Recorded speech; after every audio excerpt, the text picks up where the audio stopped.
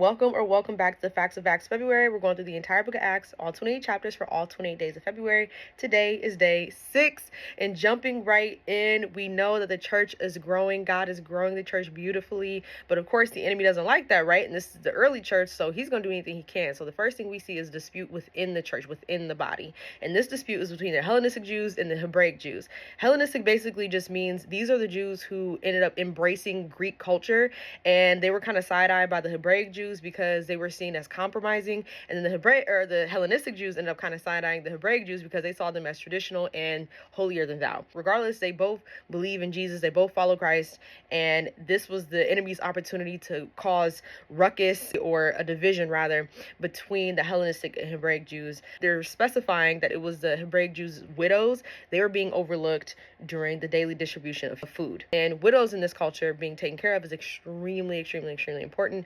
And so they had to figure this out. So they brought this to the apostles. And when they brought it to the apostles are basically like, we don't really have time for this. Like, not that they don't want to give attention to widows, but rather they knew that their time needed to be completely and utterly put all into the sharing the ministry and growing the church and going out and teaching and preaching and spreading the gospel. So they used that responsibility as a time to allow them to choose for themselves seven people who were seen as just holy, dependable, and the 7 that were chosen were essentially the beginning of deacons. And we don't end up seeing the word deacon here, but when I was reading more research into it, they were basically referred to as deacons, not heathens, deacons. I'm thinking about the Hellenistic, but deacons. End up kind of seeing that confirmed in, I think, 1st or 2nd Timothy.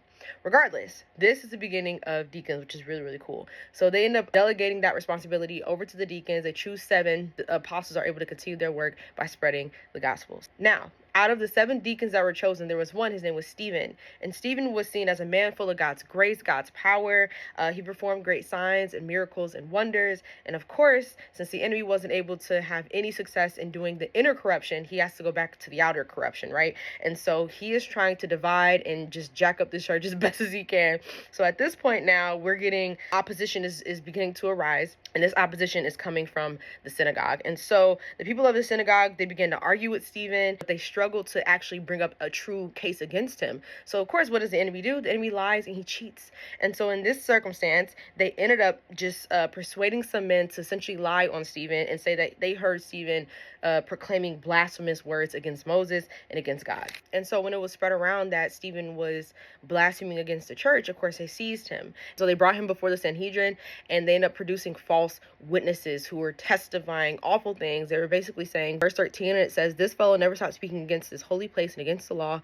Verse 14 then goes on to say, "For we have heard him say that this Jesus of Nazareth will destroy this place and change the customs Moses handed down to us." And so it's funny because when I was doing my research, these charges that they were saying against Stephen were very similar to the charges that were against Jesus. They were twisting a lot of what he was saying, just the way they were twisting what Jesus was saying. Stephen would never blaspheme against the temple, but he wouldn't idolize it either. And so they were finding any and every way to twist around his words and to try to, again, place a case against Stephen in order to have him seized or placed in jail, or maybe even worse.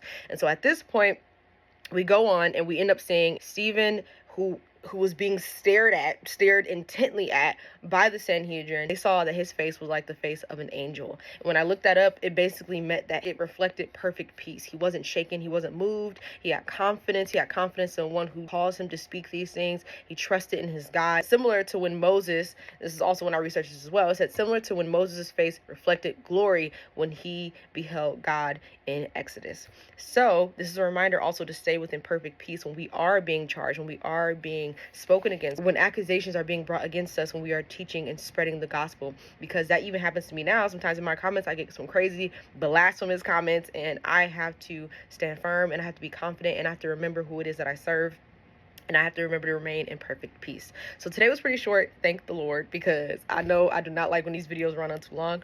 But that's all for day 6. We'll see y'all tomorrow for day 7. Bye.